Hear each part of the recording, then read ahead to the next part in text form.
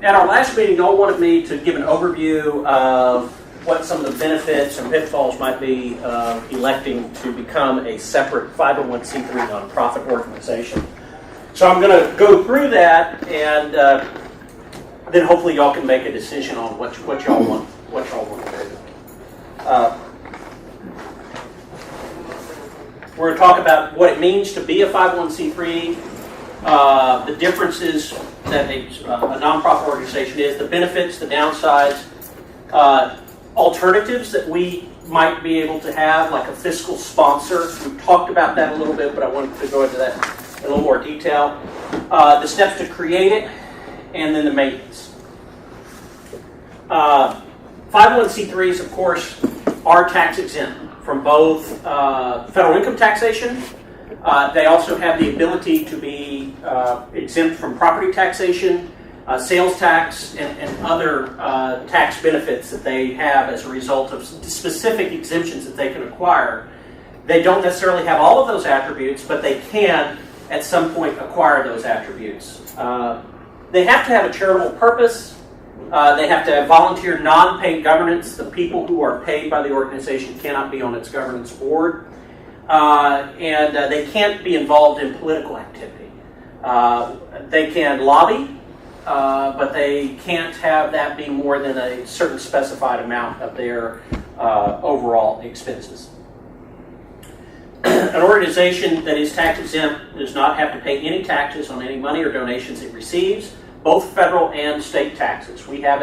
Most people don't realize we do have a state income tax in Texas. It's only applicable to corporations. It's called our franchise tax. We're never going to get to $1 million, but hey, you never know. We are also exempt when we go purchase items. If you're a 501c3 or a Texas nonprofit corporation, you would be exempt from paying sales tax. If you have hotel occupancy taxes that you pay to go to an event, that sort of thing. Also, most donations to nonprofit organizations are also deductible to the person making the contribution. So you incentivize people to contribute to them, to you, because they can actually deduct that in most cases off of their income tax up to certain limits.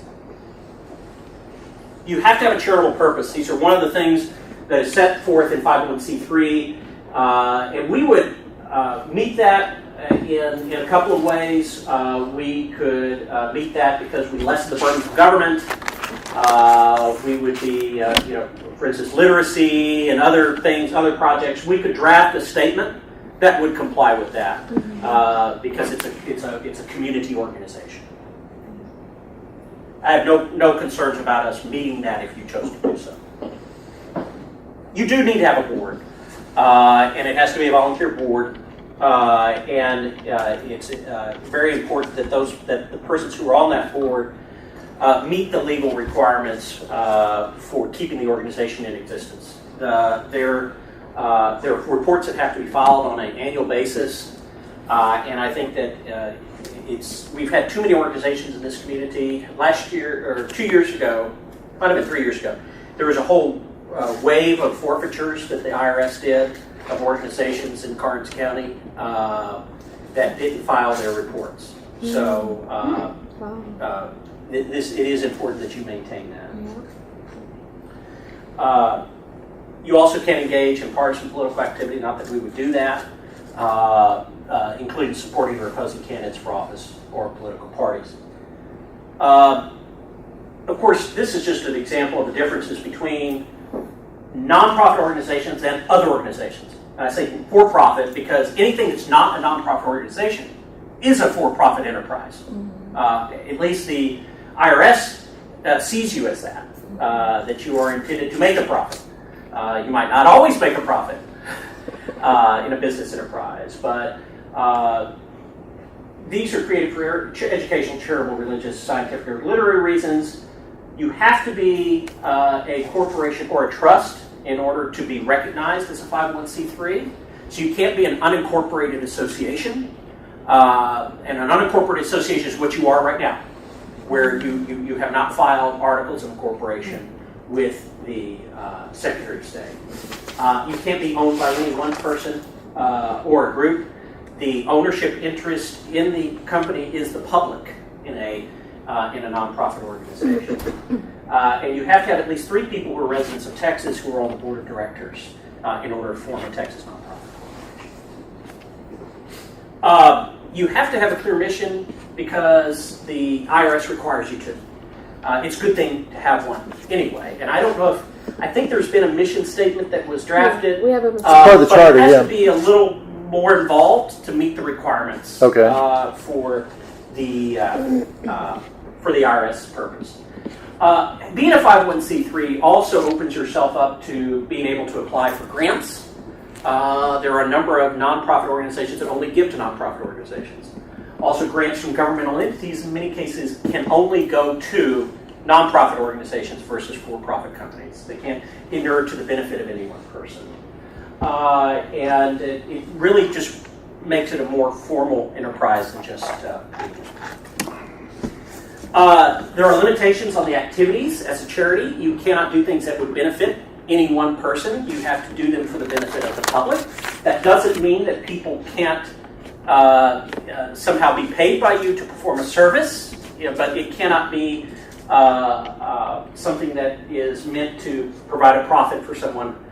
If you did want to support businesses, there is a different type of organization called a 501c6, which is called a trade association. Your chambers of commerces are 501c6. They're organized for the benefit of businesses.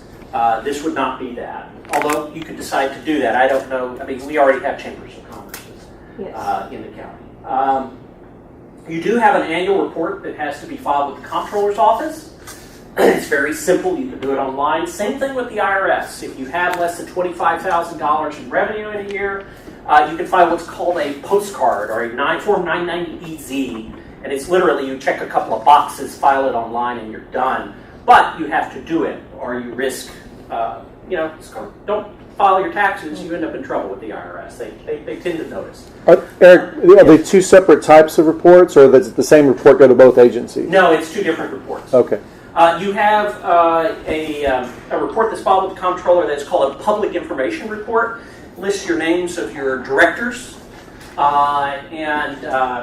Once you apply for the exemption from the franchise tax, it's permanent. So you won't have to file a franchise tax report. It's just a public information report. And then the IRS, the Form 990EZ, once you actually get more funds, like Karnes City Independent School District Education Foundation, graduated from postcard to the full Form 990 a couple of years ago because we raised more than $25,000, which was really the first year. And so it gets a little more complicated, but it's not a burdensome, it's not like someone's personal tax return that's quite complicated. As long as you have someone responsible for keeping your books in QuickBooks and knowing what your income and expenses are, you're going to be fine. And you do face some scrutiny from the general public because you are tax exempt. We are providing a subsidy, a part of the taxpayers to your activity because we're providing you a tax. And that means your books are open to the public? Correct. Okay. Correct. As a 501c3, your bylaws, your articles of incorporation, your list of your officers, and all of your financial records are open to public inspection. You have to make them available to public inspection on request. Doesn't mean you have to put them at the library or anything like that. So how many board members do you need to have on this? 3. 3 is the minimum. Three is the minimum. You can have more than that. You can have more. Yeah. But 3 is okay. 3 is the legal minimum in Texas. Okay. There's some alternatives. Of course, the alternative that to do it, you could do a 501c3 or a charitable organization, but you could also do a purposeful for-profit. Not that we're going to do that, but it really doesn't make sense for us because you don't get any of the tax advantages. Of course, we already have an informal group. This is something that I do think we want to consider. Either partnering with an existing organization or partnering with what's called a fiscal sponsor. Okay? A existing 501c3 has the capability, and it's not just I'm talking about organizations. There are organizations that serve as fiscal sponsors, like the United Way. Like in San Antonio, they have a group, and I'm trying to remember the name of it, but there is an organization that a lot of nonprofits in San Antonio are managed by for fiscal purposes. Doesn't mean that the governance is changed, it's just that they adopt them for fiscal purposes and they charge a fee to them to manage their books. And then they get the tax exempt status from the parent organization or from the fiscal sponsor. There's a directory of those that is available. I don't know that we want to do that because they're not any in our community, obviously. Closest one is San Antonio. It's called San Antonio Communities Foundation. I know that, for instance, are you familiar with there's a homeless shelter in San Antonio that, not Sam Shelter, but another, there's a number of different groups that are all under the umbrella of the San Antonio Communities Foundation. Another is to take an existing organization. Joe and I looked through the directory of tax-exempt organizations while we were on the phone yesterday. Really, there isn't a good match in Karnes County. There was one that was kind of odd that we found. It was called the Economic Opportunities Corporation of Karnes, Wilson, and Atascosa Counties. Have you heard of them, Shelby? Never have. I hadn't either. They have a $2.5 million budget, Oh. and apparently they operate the Head Start program. And it's in Kennedy. EODC. Wow. Yeah, EODC, Economic Opportunity Development Corporation of Karnes, Atascosa, and Wilson. Yeah. Didn't know it existed. Until Economics. Say that again one more time. I'm so sorry. Economics. Economic Opportunity Development That's right there on Corporation it, about the old Canyon of High School. Karnes, Wilson, and Atascosa counties. Well, they used to be Karnes, there. Atascosa, They're in temporary buildings at the high school now. Apparently Howard Berger's on their board. We saw that. And there was some other people that we didn't know, mostly out of the county, but they're headquartered in Kennedy. Where are they located in Kennedy? The office was shared with the school district in Kennedy. I think they're in portable buildings at the high school campus now. They used to be on where the old Alamo Lumber was at School Yes. Street. Uh-huh. They were where the old high school used to be. And But they're they not ran there anymore. They ran that program with the mentally challenged and some of that. They were running a little operation out of there. That they were Well, it's Head Start for preschool children. Yeah. I mean, the name looked promising until we figured out what it actually did. Because it's That really, sounds like a single-purpose Our purpose? organization, though. If Yeah, I know, it's the all name for Head is Start. misleading. Yeah, yeah, it is. Yeah, the name is For- peculiar. Because Yeah. the name actually sounds like something that You would think it was education related with that name, yeah, but it is, yeah. So that's another idea. Or partner with a governmental entity to be a account held by Kennedy or Karnes City or the county, the commissioner's court approved, something like that. Not that you want to get involved in that. No, please don't. Don't think we need to go that What road. was this last suggestion? What was that? So those are your alternatives. The last the suggestion point was I'm to trying to make partner here is with a there governmental are entity. ways to be effective without being a C3. I know y'all wanted to talk about that because I think there was some people that didn't want to have that formal structure. But the bottom line is if you're going to be an independent organization and you're going to be doing things financially, you need to be a C3. The biggest donors are going to want the tax deduction. Yeah. Oh, Yeah. You're not going to raise any substantial money otherwise. Okay, here's the process, really about 6 steps. Planning, first of all, we got to develop a business plan, a budget. The form that the IRS makes you fill out to get the exemption requires that you prepare a budget for the coming year and submit that to the IRS. You have to have names of your board of directors, not only to file with the state for your articles of incorporation, but also get your EIN number from the IRS, and then you have to list your board of directors on your initial application for 501c3 status.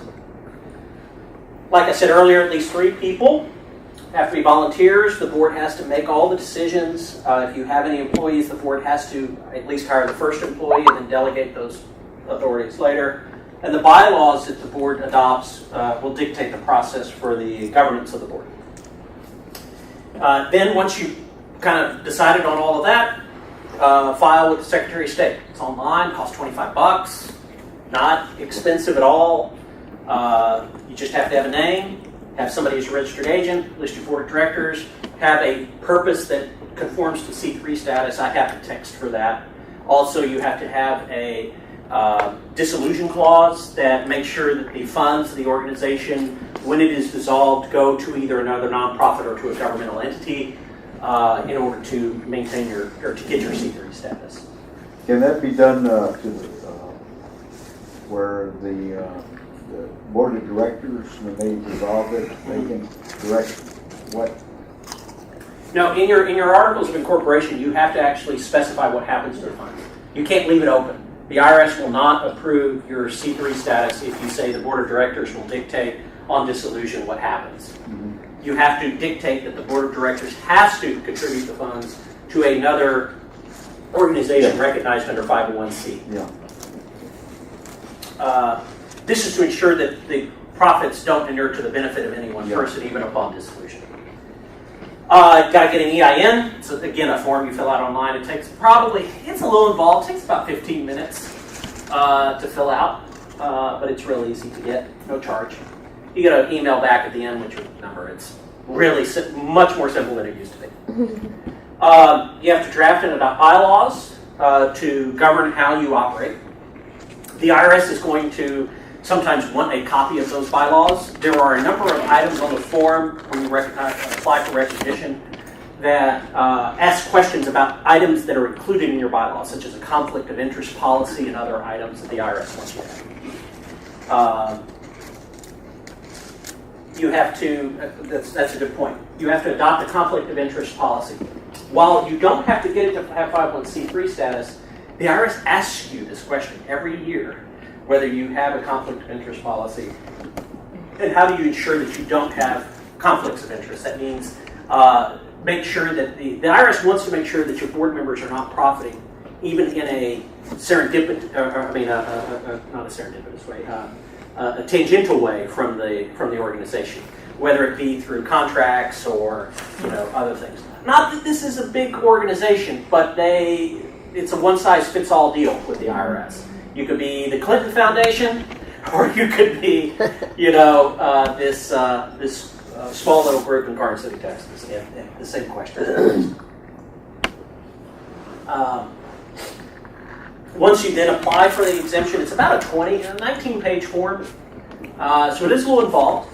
You got to list your organizational information, your structure, exempt purpose, description of activities, directors' compensation structure for employees, relationships with members and clients, whether or not it's a membership organization or not a membership organization, the financial data, and to ensure that you are a public charity, you have to certify that you don't have as a source of your funds any one person or any group of individuals that are related.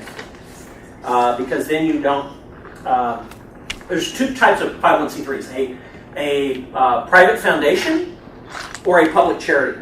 And the distinction between the two comes when you want to deduct off of your income tax. A public charity, you can deduct up to 50% of your annual adjusted gross income as an individual in contributions to a public charity or a group of public charities. Private foundations only let you deduct, I believe it's 25% of your AGI, or your adjusted gross income, to private foundations. Private foundations are like family charitable organizations, family trusts, those sorts of things. Charitable remainder trusts, like where you want to give to a university or you give them the remainder of your estate. Those are private foundations because they don't have donors outside of the identified class of individuals or family members. A public charity is what you normally think of as a 501c3. There is a fee for the exemption. It is a little more substantial than the Texas filing fee. It's $400 for an anticipated or actual average of annual gross receipts of less than $10,000, or $850 for more. Just know that there's that filing fee. It's a service charge that the IRS charges to process your application. You have to apply within 27 months of filing your articles of incorporation. If you do not file within 27 months, you have no retroactive tax exemption from your incorporation date, which means that you are subject to taxation, both income tax of your contributions, and no one can deduct your contributions if you wait more than 27 months to file it. So you do have a buffer of about 2 years to file it. So if you don't have a lot of resources at first, you just file your $25 with the Secretary of State, operate for 2 years, see if you actually can make a go of it, and then file. But if you fail to do so, then you won't get your tax exemption, and it could pose problems for your donors as well. You are not tax exempt until you receive the determination letter. You cannot represent to donors that you are tax exempt until you have received that letter. You can represent to them that you've applied for recognition, but you cannot tell them that their contributions will be deductible for income tax purposes until you've actually received the letter. You have to file your annual reports I talked about earlier. You also, to the extent that you have employees, you have to pay payroll taxes and other taxes, unemployment tax and other things on those employees. You still might have taxes related to real estate, other things like that. And to the extent that you engage in non-charitable enterprises that are side businesses. See, this is the thing that gets some organizations, because they might conduct a business operation on the side. That is not subject to the exemption. Non-related business income is what it's called. And I'm going into way too much detail, more than y'all asked for, but I want to just be sure to get it all out. This is great. No, Yeah, it we is appreciate it, Eric. Can't contribute to political campaigns. If you spend more than between $10,000 and 20% of your income, it's kind of complicated on the lobbying expense. Not that you're going to do that. You can't distribute profits to members, officers, or directors. You must pay taxes on unrelated business income. And you can't make substantial profits from unrelated activities. Where that becomes a problem, say Lonesome Dove Fest becomes a multi-million-dollar operation. There will be a point in which it could jeopardize the tax-exempt status of the Rotary Club, for instance. There's a threshold somewhere. Yeah. Huh? There's a threshold somewhere where once you cross it, And it's generally about $1 million. It's about $1 million. $1 million Start looking at you. per year. Yeah. Okay. Yeah, that's when they really Which start. there's no danger for Lonesome Dove. Well, I'm just saying. That hangs out there. As was asked earlier, your records are must be maintained permanently and are subject to inspection. You have to maintain your financial records for a minimum of 7 years from the day of the transaction. That's an IRS requirement. It's just Wow, that's hopefully I gave you everything you ever wanted to know and didn't want to know about the pitfalls of 501c3, but I think there's great benefits to it too. yes. I think, like you said, if we want to do big things, there's kind of no other There's way. no other option. Yeah. Like the hike and bike trail we initially talked about. That's a big project. It ain't going to happen unless you either affiliate with a governmental organization, like an economic development corporate, like a 4B corporation, those sorts of things, quasi-governmental entities, or another nonprofit as a fiscal sponsor. Do you do these? I've done them before, yeah. So Yeah, if we were to consider, would you do that for us? I'd pro bono it for you. Don't worry about it. Thank you, Eric. Yeah. I don't know that. Yeah, I'll obviously, I'll pay the $25. Let's talk about the 400 or 850. That's about to say That's getting a little burdensome. yeah, at some point, I think the group should pay those Yeah. expenses. So I was going to ask you earlier, the total cost to an organization such as ours to become a 501c is about $1,000. Yeah. Okay, not including legal fees, which you would And donate. generally, those are about $1,000. So it'd be for a different organization, might be $2,000 in total. Mm-hmm. Okay. It is probably about 3 or 4 hours worth of my time. So. We really appreciate the presentation. Yes.